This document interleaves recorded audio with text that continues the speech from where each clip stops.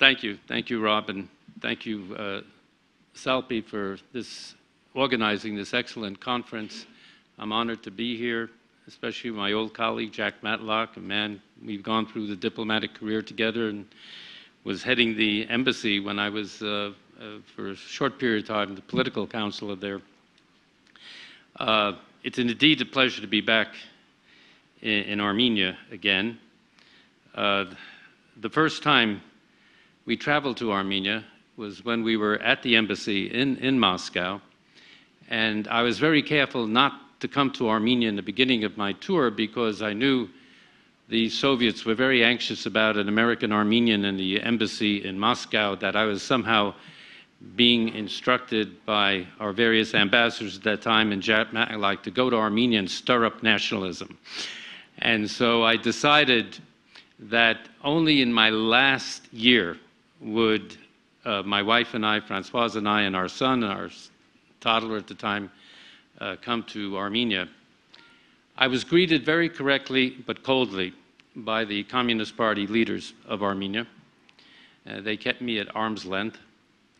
But then I had an audience with the Vehapar, the Catholicos in Echmiadzin, Vasken I, a man I admired a great deal. And on our way from Yerevan to Echmiadzin, there was this young, militant Armenian priest who was driving us there.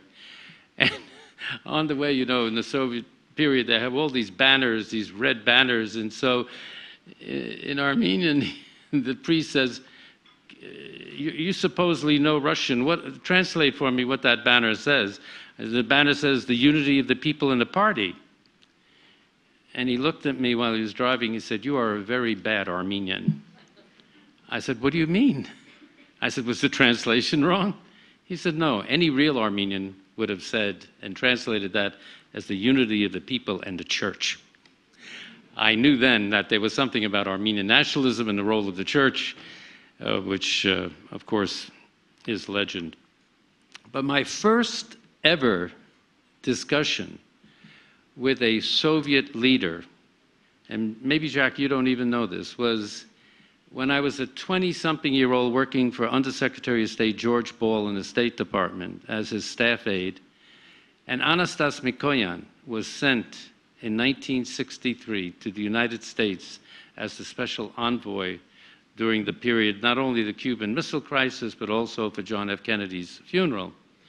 And my father, my Armenian father, for years at home would tell me, there's a great Armenian in the Soviet Union by the name of Anastas Mikoyan, and if you look at the lineup of the Politburo during the May Day parades, he's always there, the others come and go.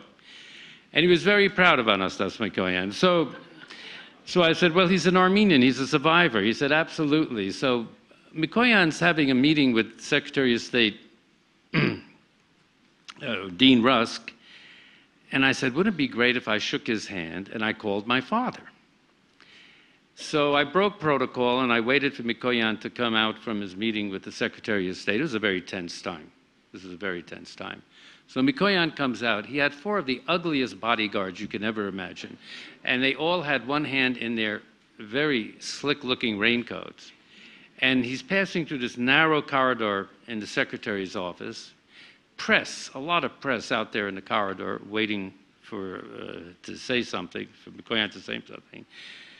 So I'm trying to gear up my courage. Remember, I'm only in my 20s there, and this is a member of the Politburo, and I wasn't instructed to talk to a Politburo member. And he passes me, and I said, in Armenian, I said, Baron Mikoyan. I didn't say Tavarish. I said, Baron Mikoyan, inch besses. And he stopped dead in his tracks, and he looked at me. You know, his face was like a fox-like face. I was petrified. He looked at me, and he said, Tu know this. And, you know, who are you? In Armenian. And I was really shaking at the knees at this time. And I said, I'm Edward Djerejian. And then he looked at me and again he said, Tunhayes, are you Armenian? I said, yes, I'm Armenian. And he slaps me on the back and he says, I'm so happy to see Armenians doing well here in this country. And then my response was, Baron Mikoyan, you haven't done so badly in the Soviet Union. So that was my first discussion at the Politburo level. I never had another discussion with a Politburo member before throughout my career.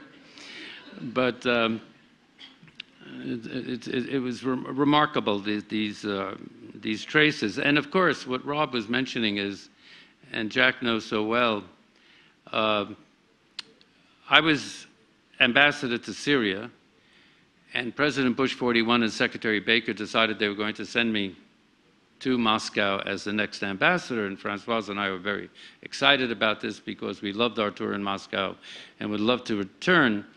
And I was actually with Secretary of State Baker in Lisbon at a meeting with the Syrian Foreign Minister, Farouk Ashara, and Baker informed me, he said, the president's agreed, we're going to send you to Moscow. So I'm very happy about this, and I'm flying back to Damascus to inform my wife, who would have been very happy with this news. Something happened in between that plane ride from Lisbon to Damascus. And of course, Aliyev raised an objection to Besmertnik, saying it would not be opportune to have an American ambassador of Armenian origin in Moscow. And of course, the situation was very fragile at this time, the beginning of the end. And so the president and Baker made the right decision because we had much more important irons in the fire to have this issue arise, which hurt me because as an American, I'm an American. My ethnicity I'm very proud of, but one should not be discriminated against because of one's ethnicity. So they both decided, and this happened, Secretary of State in his plane talking with the President of the United States. I'm flying back to Damascus. I did not know what had happened during that plane ride. So I arrive in Damascus, at our residence, and I greet my wife, and I said, Francoise, guess where we're going? And I'll never forget the way she looked at me in an imperial manner like Queen Elizabeth and went like this, sit down, let me tell you where we're going. I said, what do you mean? I was just with the Secretary of State. I know where we're going. Said, Secretary of State just called me 2 hours ago. We're going to Washington. You're going to be Assistant Secretary of State for the Middle East. I was just cut off at the knees. I didn't know, but that was the story, and that's why it never happened. Most of what has been said by our distinguished speakers, by Rob English and by Professor Sunni and Jack Matlock, I'm not going to repeat their analysis. I thought was superb, excellent insights. We think along the same ways, and I won't repeat the analysis because I think they set the larger setting very well. There's no question that in life and politics, people make policy. We must never forget that. But equally important are the institutions of countries. And so it's that juxtaposition between peoples and leadership and the institutions of a country that define the course of any single country and our international diplomacy. I'm a strong believer in the role of personality in politics and history. People simply make a difference. Our leaders make a difference. And therefore, the electoral process is critical, but elections alone democracy do not make. How many dictators have been elected? Elections alone democracy do not make. And I think this focus on elections throughout the world, that somehow it is the major element of democracy. No, in my view, the key element of democracy is the rule of law, equality of justice, equality of opportunity, both socioeconomic, the role of civil society. This is what democracy is, especially the rule of law, and that no one is above the law, including a chief of state. So to gravitate toward that, as Jack said, is not a linear line. There are going to be detours. There are going to be one-way streets. There are going to be great disappointments. Power corrupts. Total power corrupts totally. I think one of the major issues we have in the world, not only in this part of the world, in the Middle East or the Caucasus or elsewhere, is systemic corruption in regimes. Some regimes which are actually kleptocracies. The regime in Damascus is a kleptocracy. It's worse than an oligarchy, because a kleptocracy means that the people in power are stealing from the state. They're stealing the people's assets. It's remarkable when you think about the origins of the Arab uprisings in Syria. Bashar al-Assad made a couple of statements saying, it's not going to happen to Syria because we are close to our people, and the Ba'ath Party is close to the people. There couldn't have been anything more wrong than that. When in the village of Daraa, in the south of Syria, the first manifestations, popular manifestations started, they were young high school students. The only arms they had were graffiti cans. And it's amazing the knowledge of the people, which is often so underestimated. They chose two targets, two pieces of real estate in Daraa. One was the Ministry of Interior to write the slogans on. That's perfectly obvious why they went there, the representation of the oppression of the state. But it's amazing, the second building they went to, which was SyriaTel. SyriaTel is the cellular phone company monopoly of the Assad family, the Makhloufs. They knew that their economy was being stolen from them by a kleptocracy. And this is one of the systemic problems that we face throughout the world, but especially in the so-called emerging nations, and especially in the Middle East. The Arab uprising was a tectonic shift in the political landscape of the whole Middle East, which we are still living with and will continue to live with the consequences of. It has not gone away. It's been repressed. Dictators have reasserted themselves. But don't forget the French Revolution. What happened in the French Revolution? There was a counter-revolution. But it has not gone away. It will not go away. Watch that film. It is continuing. Even when you saw President Trump in Riyadh, a historic visit, whether, again, you support Trump or not, this was a historic visit. But look with that, one of the most conservative countries in the Arab world, the reform program that they have instituted under the Deputy Crown Prince, Mohammed bin Salman, speaks volumes, because they know the clock is ticking. They know the clock is ticking. So even in a country like Saudi Arabia, they are moving forward on structural, economic, and social reforms. This is needed everywhere. This is needed everywhere. One of the most important things I did in my diplomatic career when I was Assistant Secretary of State for the Middle East was the so-called Meridian House speech. I gave this speech in 1992, and it's a bit germane to our discussion here. In 1992, I realized, of course, the Soviet Union began to crumble. We were in a new game. The bipolar confrontation, mutual assured destruction, over, virtually overnight. The chess game had changed.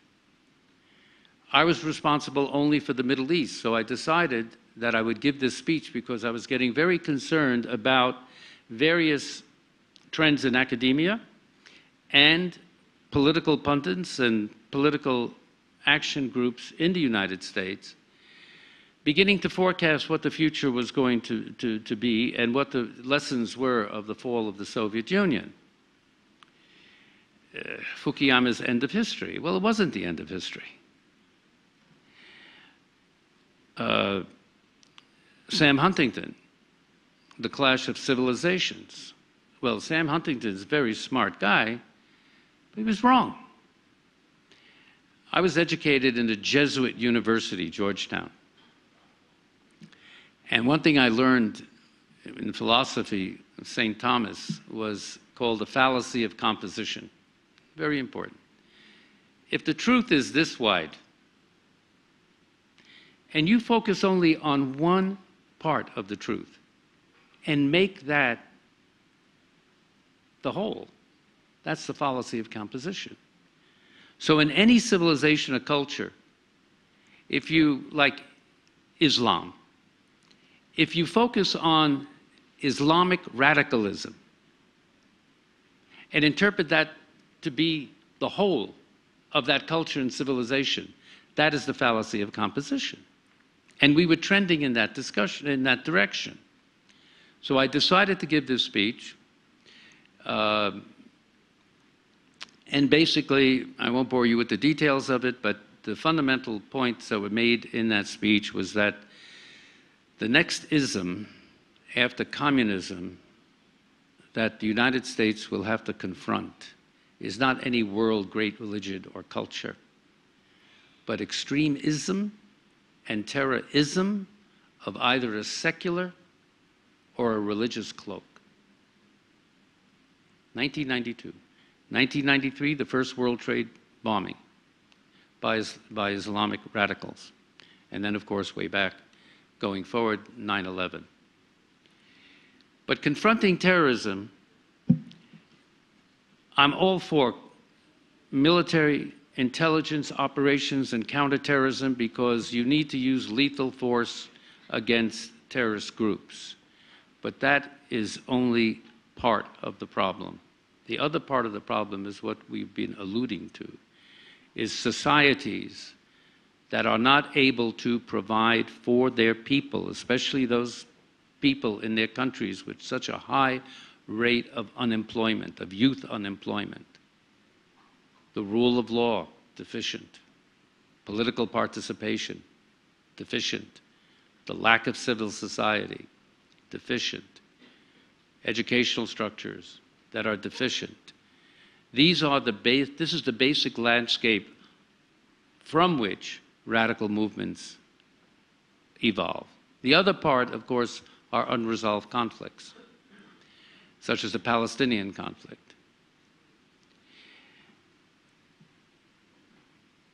So one trend in the speech was that what we have to do is urge political and economic reforms on the countries of the Middle East.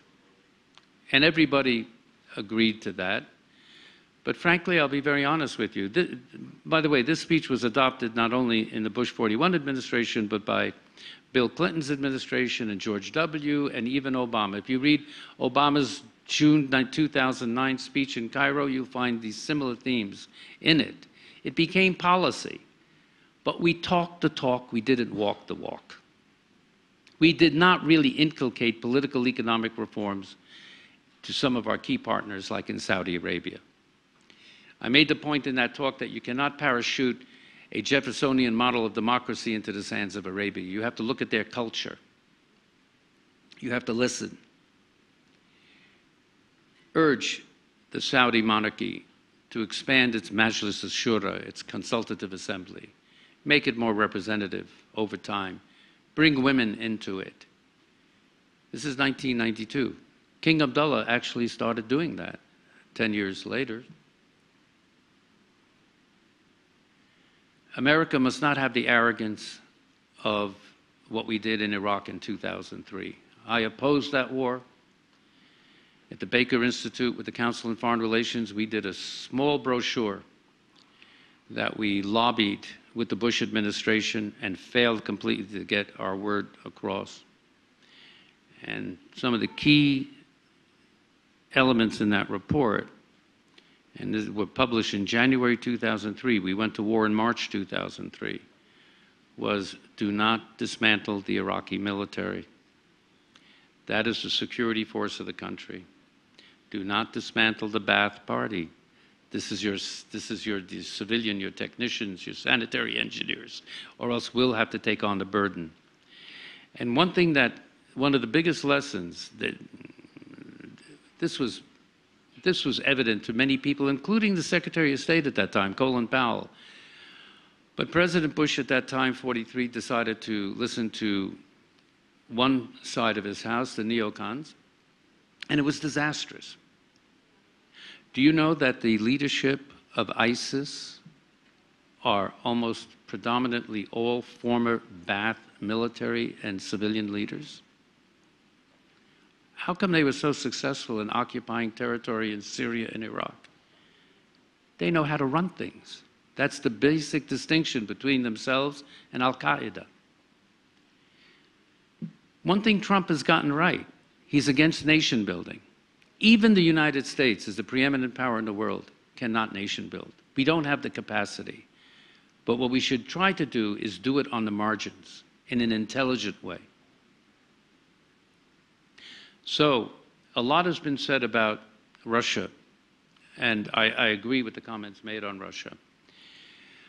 In terms of Armenia, I think it is critical for the United States and Russia to establish a workable, realistic dialogue and relationship. It is critical for world peace and security that US and Russia really get into a relationship that, despite our differences, we can search for common ground. It is critical for Armenia in the Nagorno-Karabakh dispute. Russia, if I don't have it correct, tell me, but Russia is the key player in the OSCE Minsk process. France and the United States are secondary players compared to Russia. Russia's influence in the Southern Caucasus is the most important influence of any outside power. Russia supports Armenia in many ways. Russia also sells arms to Azerbaijan. So, if the United States is going to have a constructive role in the South Caucasus, I think we should keep our eye on the US-Russian relationship. And I hope that this internal, incredible debate we're having in Washington now on Russian collusion in our elections, I just hope that that somehow resolves itself and we can get on with the establishment of that relationship. I think I'll end here, and we'll open it up to whatever format that you wish to do. Thank you very much.